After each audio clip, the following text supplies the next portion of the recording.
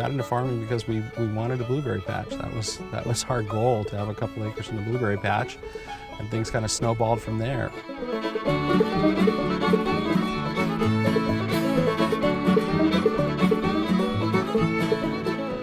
We're an experience farm. Most of our crops that we grow are you-pick crops.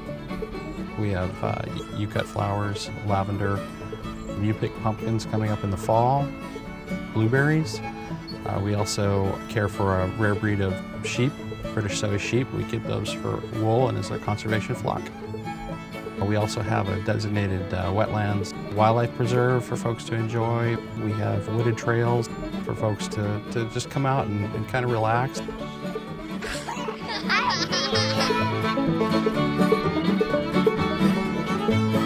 Small farms are the way of the future, you know, farms that provide to the communities where they are.